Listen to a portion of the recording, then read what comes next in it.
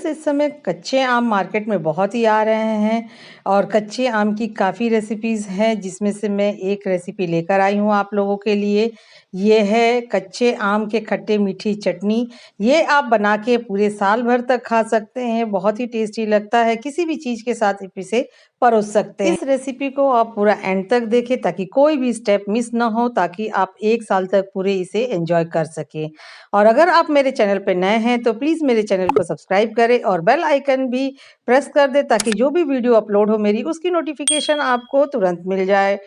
तो फ्रेंड्स, चलिए इसे बनाना शुरू करते हैं। यहाँ मैंने 1 किलो आम लिया है और इसे हम अच्छे से धो लेंगे और पोंछ लेंगे। फिर इसे हम छील लेंगे। तो इस तरीके से हम पील कर लेंगे सारे आम को। तो देखिए, इस तरह से हम सारे आम को छील लेते हैं। तो सारे आम को छीलने के बाद हम इसे कद्दूकस करेंगे। तो कद्दूकस करने के लिए सबसे जो मोटा वाला पार्ट है, जिससे ज़्यादा मोटे लच्छे आएँगे, उस तरफ से हम इसे कद्दूकस कर लेंगे। तो देखिए, इस तरह से हम इसे कद्दूकस कर लेते हैं। आप चाहें तो इसे छोटे-छोटे बारीक काट कर भी बना सकते हैं।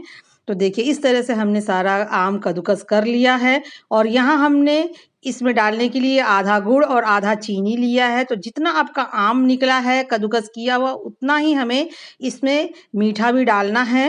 तो देखिए, इस सारे कद्दूकस किए हुए आम को हम एक बाउल में डाल देंगे और इसमें हम चीनी डाल देंगे और चीनी डाल के मिक्स करके हम इसे ढक के 1 घंटे के लिए रख देंगे, ताकि चीनी डालने से जो क्या होगा कि इसमें जो पानी है आम का वो छोड़ देगा और हमें ऊपर से पानी डालने की ज़रूरत नहीं पड़ेगी। इसमें हम एक स्पेशल अचार वाला मसाला भी डालने वाले हैं, तो बने रहिएगा मेरे वीडियो के पूरे एंड तक।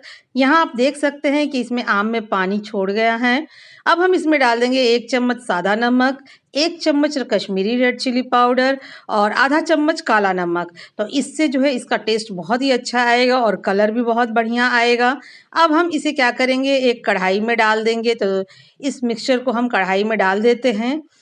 इसमें हमें पानी डालने की बिल्कुल ज़रूरत नहीं पड़ेगी और पानी नहीं डालने से क्या होगा, जो इसकी लास्टिंग है वो बहुत लंबी हो जाएगी और लंबे समय तक हम इसे यूज़ कर सकेंगे। अब हम इसमें डाल देंगे गुड़। तो गुड़ और चीनी दोनों मिला के आम का जो गूदा निकला था उसके बराबर है। अब हम इसे अच्छे से मिक्स करके गैस पे रख देंगे पकने के लिए। तो इसे हम लो फ्लेम पर पहले रखेंगे और थोड़ा-सा जब पिघल जाए तब हम इसे फ्लेम को मीडियम कर देंगे और इसे पकने देंगे 5 से 6 मिनट तक। तो इसे पकने देते हैं और देख लेते हैं कि इसमें जो मसाला पड़ेगा वो क्या-क्या है। तो यहाँ हमने लिया है आधा चम्मच मेथी दाना, 1 चम्मच सौंफ, आधा चम्मच अजवाइन और 1 चम्मच जीरा और आधा चम्मच हमने लिया है कलौंजी। कलौंजी को हम रोस्ट नहीं करेंगे और बाकी 4 मसालों को हम थोड़ा-सा रोस्ट कर लेंगे, ताकि इसकी नमी ख़त्म हो जाए और ये अच्छी-सी खुशबू भी आने लगे इसमें से। तो चलिए इसे हम रोस्ट कर लेते हैं। तो इसे रोस्ट हमें ज़्यादा देर तक नहीं करना है, बस थोड़ा-सा ही करना है। अगर आपने इस रेसिपी को कभी पहले बनाया हो और अगर इस मसाले के साथ नहीं बनाया है, तो इस मसाले को डालकर आप ज़रूर एक बार ट्राई करें। हमारा मसाला भी जो है वो भी भून चुका है और देखिए, एक तरफ जो हमारी चटनी है भी हो चुकी है और अब हम इस मसाले को इस तरीके से कूट लेंगे। तो हमें इसे दरदरा ही कूटना है, बारीक नहीं पीसना है। तो इसे हम दरदरा कूट लेते हैं। इसे दरदरा कूटने के बाद हम एक प्लेट में निकाल देंगे और जो कलौंजी हमने रखा था बिना रोस्ट किया हो, इसे हम डाल देंगे इसमें और मिक्स कर देंगे और फिर हम इसे अपनी चटनी में डालकर मिक्स कर लेंगे। तो ये हमारी चटनी भी तैयार है। इसे मिक्स करने के बाद हम गैस को ऑफ कर देंगे और इसे ठंडा होने देंगे। तो जब ये तैयार हो जाए तब हम इसे एयर टाइट कंटेनर में रख के और इसे हम स्टोर कर सकते हैं। तो देखिए, ये हमारा जो खट्टी मीठी चटनी है ये ठंडी हो चुकी है। तो इस तरीके से 1 ग्लास का हम कंटेनर लेंगे, वो बहुत ही अच्छे से हमें साफ कर लेना है और इसे एकदम सुखा लेना है, बिल्कुल इसमें नमी नहीं रहनी चाहिए। और फिर हम इसमें डालकर इसे हम साल भर तक पूरा एंजॉय कर सकते हैं। फ्रेंड्स, अगर इसे आपको साल भर तक स्टोर करना है तो कुछ चीज़ों का ध्यान रखना पड़ेगा, जैसे कि इसमें पानी बिल्कुल नहीं डालना है, तभी ये लंबा लास्ट करेगा। और साथ में ये जो कंटेनर है ये बिल्कुल क्लीन होना चाहिए और बिल्कुल ड्राई होना चाहिए।